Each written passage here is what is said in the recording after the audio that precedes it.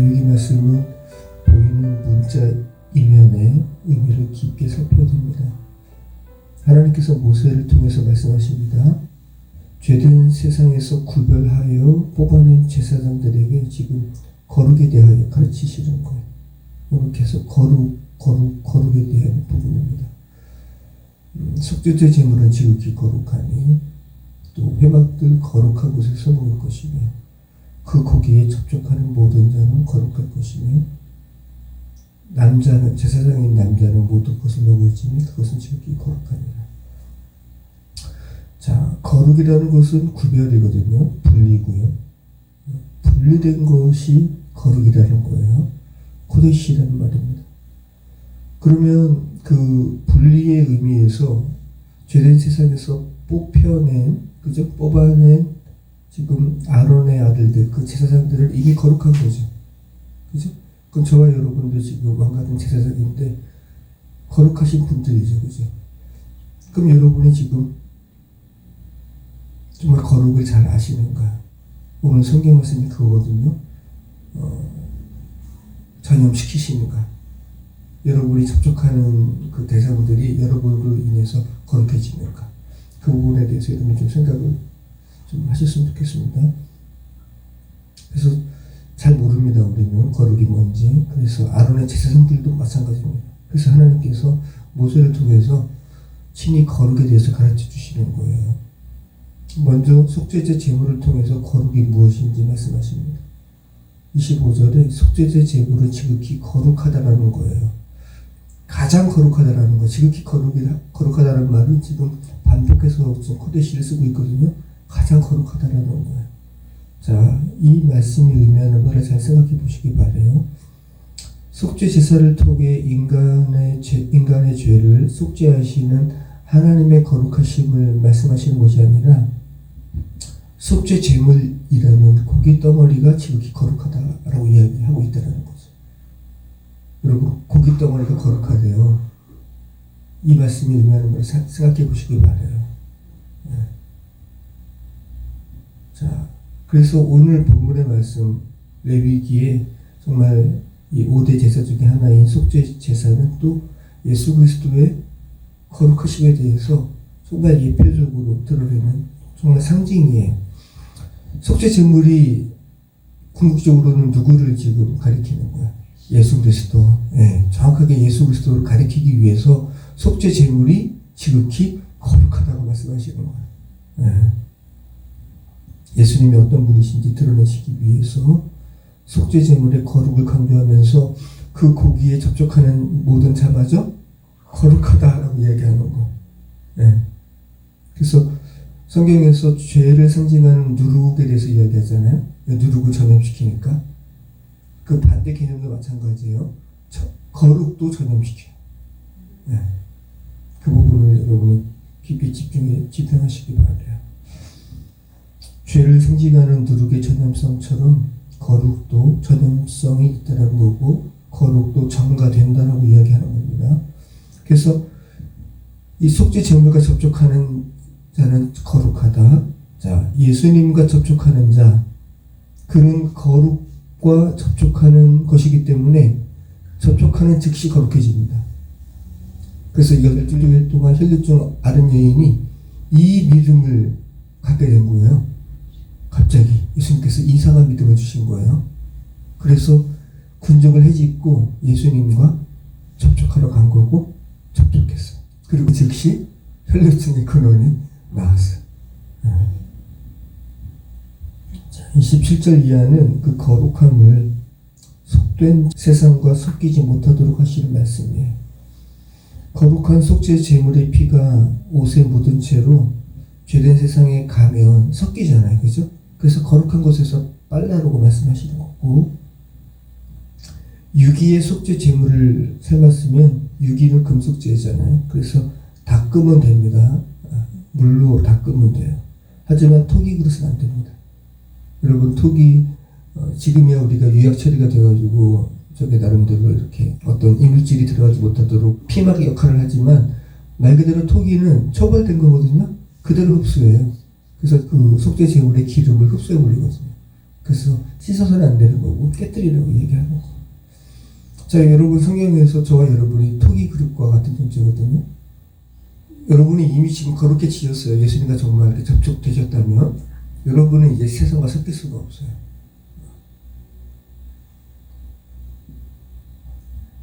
오히려 만약에 다시 그런 섞이려고 하는 상황이라면 지금 오늘 본문의 말씀을 통해서 본다면 차라리 깨뜨리는 것이.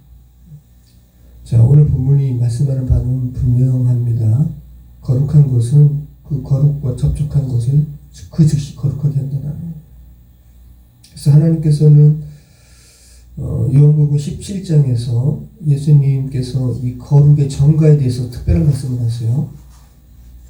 한번 잠깐 같이 한번 볼까요? 요한복음 17장 14절부터 19절. 우리 같이 한번 읽어보겠습니다. 내가 아버지의 말씀을 그들에게 주었사오니 세상이 그들을 미워하였사오니 이는 내가 세상에 속하지 아니하였지 그들도 세상에 속하지 아니함으로 인함이니이다. 내가 비우는 것은 그들을 세상에서 데려가시기를 위함이오며 다만 안에서 빠지지 않게 보존하시기를 위함이니이다. 내가 세상에 속하지 아니하였지 그들도 세상에 속하지 아니하였사오나이다. 그들을 진리로 거룩하게 하옵소서. 아버지의 말씀은 진리이니이다. 아버지께서 나를 세상에 보내신 것 같이 나도 그들을 세상에 보내고 또 그들을 위하여 내가 나를 거룩하게 하오니 이는 그들도 진리로 거룩함을 얻게 하려 함이니이다. 보세요. 거룩은 어디에 속하는 거예요. 분리되는 거니까. 여러분이 왜 거룩한가? 죄된 세상에서 주께서 뽑아내셔서 구별을 하여 주셔서 지금 특별한 곳으로 지금 이동시키신 거거든요. 교회라는 그 영적인 공동체로. 여러분도 거룩한 거예요. 그래서 지금 17절 말씀 보면 그들을 진리로 거룩하게 하옵소서. 진리에 접촉하게 하옵소서. 아버지의 말씀은 진리입니다. 그래서 여러분이 예수님은 물리적으로 도마처럼 접촉하신 건 아니잖아요. 그죠? 하지만 여러분이 보이지 않는 말씀으로 또 여러분의 그러한 보이지 않는 상황 가운데 주님께 기도하면서 그 관계성 가운데 여러분이 거룩함을 입으셨다면 더 귀한 거예요. 보이지 않고 믿는 것이 더 귀한 거거든요. 자, 그러면서 19절 말씀 보세요. 예수님께서 친히 자신을 거룩하게 하신대요. 그 이유는 예수님의 제자들도 진리로 거룩함을 얻게 하려고. 그러니까 본인과 접촉하는 사람들을 거룩하게 하기 위해서 예수님께서 본인이, 왜 예수님은 하나님이시니까 본인이 본인을 거룩하게 하신다 라는 특별한 말씀을 하시는 거예요.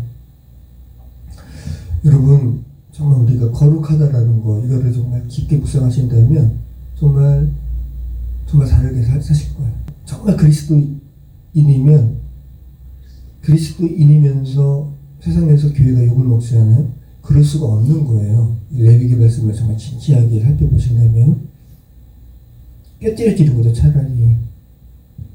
그래서 정말 여러분이 예수님과 관계 맺고 계셔서 여러분에게 그 예수님의 거룩이 전가되셨다면, 예를 들어서 여러분의 배우자가 정말 엄밀히 얘기해서 불신자다. 그러면 하나님은 여러분과 그 불신자인 배우자와의 접촉을 통해서 그 배우자마저 거룩하게 하기를 원하세요. 바울이 이 사실을 알고 이미 결혼한 사람에 대해서 이야기하는 거예요. 결혼했는데 배우자가 불신자야? 근데 그 배우자가 믿음을 가진 너와 같이 살기를 계속 원해? 그럼 같이 살아라라고 이야기하는 거예요. 너의 거룩을 통해서 그들도 거룩하게 될 것이다 라고 이야기하는 거거든요. 이것도 한번 보시죠. 고린도전서 7장 10절로 16절. 불신자가 결혼하는 소리가 아니에요. 이건 이미 결혼한 상태입니다. 자, 같이 읽겠습니다. 결혼한 자들에게 내가 명하노니 명하는 자는 내가 아니요 주시라.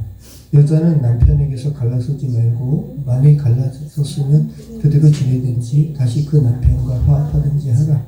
남편도 아내를 버리지 말라. 그 나머지 사람들에게 내가 말하노니 이는 주의 명령이 아니라, 이 바울 개인의 견해라는 거예요. 만일 어떤 형제에게 믿지 아니하는 아내가 있어 남편과 함께 살기를 좋아하거든 그를 버리지 말라. 어떤 여자에게 믿지 아니하는 남편이 있어 아내와 함께 살기를 좋아하거든 그 남편을 버리지 말라. 믿지 아니하는 남편이 아내로 말미암아 거룩하게 되고 믿지 아니하는 아내가 남편으로 말미암아 거룩하게 되나니 그렇지 아니하면 너희 자녀도 깨끗하지 못하리라. 그러나 이제 거룩하니라. 혹 믿지 아니하는 자가 갈리거든 갈리게 하라. 형제나 자매나 이런 일이 부의될 것이 없나니.